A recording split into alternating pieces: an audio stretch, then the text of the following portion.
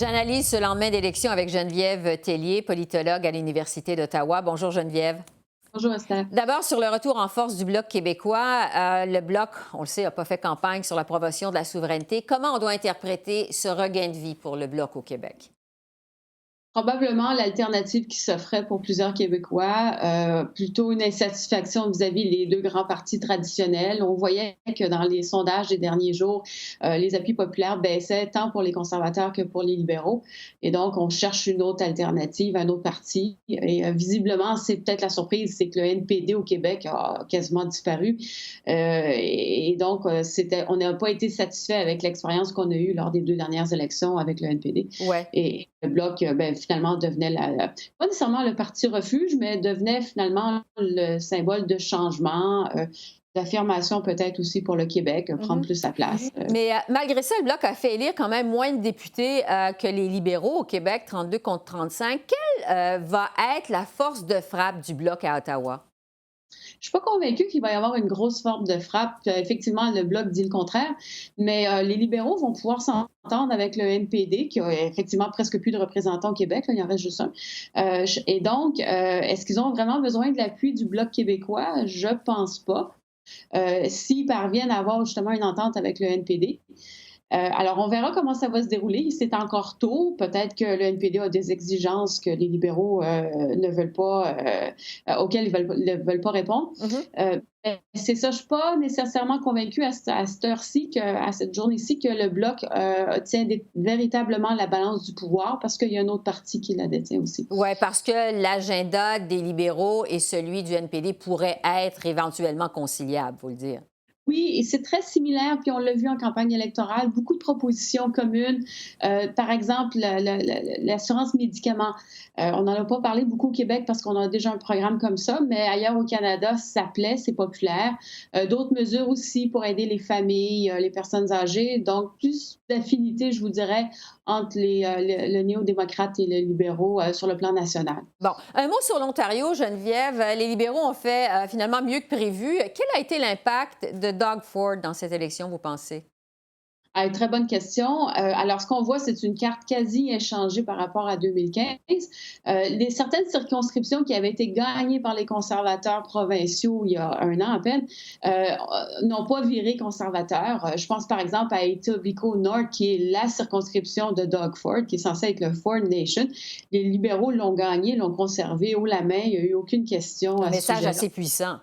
Exactement. Alors, toute la banlieue, ce qu'on appelle la banlieue de Toronto, le 905, est restée libérale essentiellement. Et donc, vraiment, c'est une défaite pour les conservateurs fédéraux parce qu'ils ont moins bien performé que les conservateurs provinciaux. Donc, on doit se poser des questions. Et c'est un mandat clair pour les libéraux fédéraux en Ontario.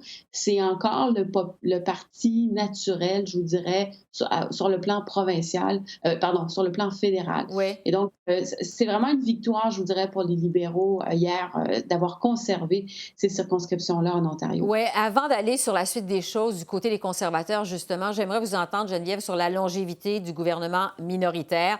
Par expérience passée, un gouvernement minoritaire au Canada, ça dure de 18 à 21 mois. Est-ce que ce gouvernement-ci pourrait durer plus longtemps que ça? Les résultats sont très polarisés. Il y a des enjeux, des sujets sensibles.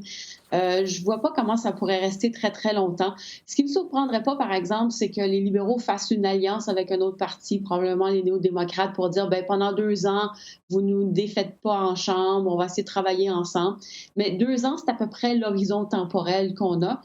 Et aussi, il y a beaucoup de partis, en fait, tous les partis ont à se reconstruire à la suite de ce résultat-là. Financièrement, entre autres. Financièrement, mais aussi dans le vote populaire, les conservateurs, visiblement, ont un travail important de réflexion à faire pour aller chercher plus de voix.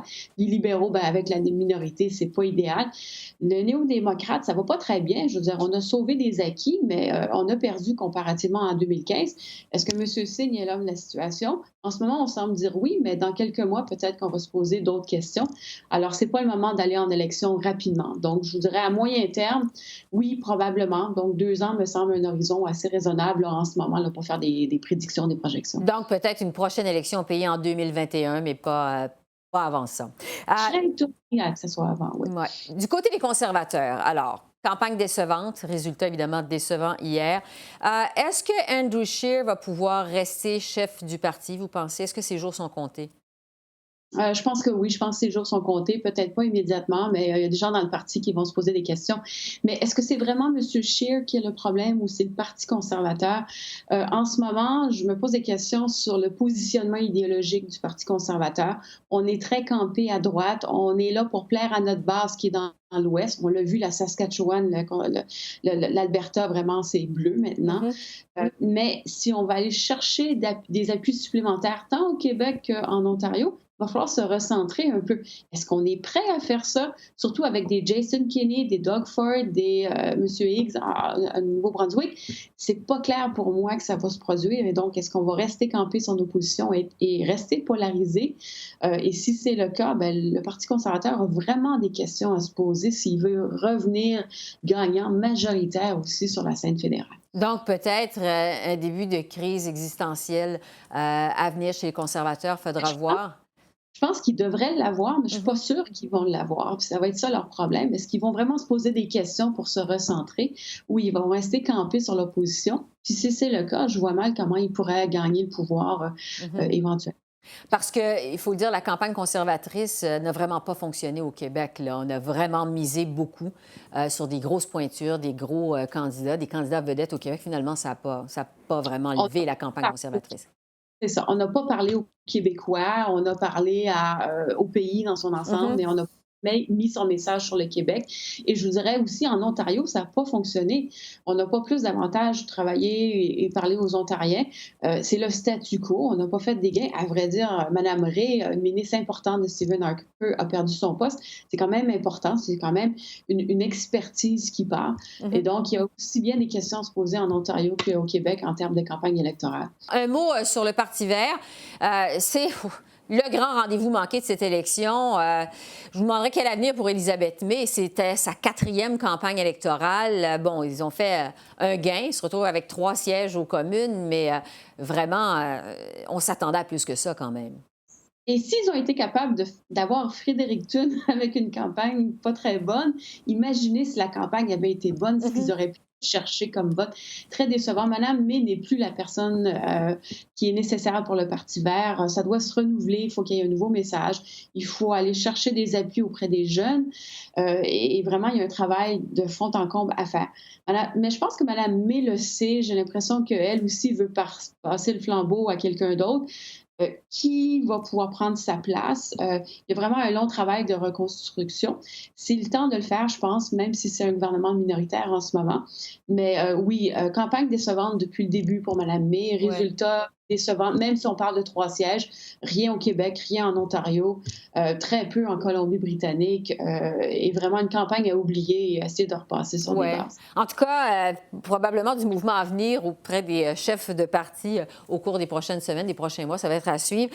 Pour vous, Geneviève, et je vous laisse là-dessus, ça va avoir été quoi l'histoire de cette élection 2019 au pays? Qu'est-ce qui vous retenez de cette campagne électorale et des résultats d'hier?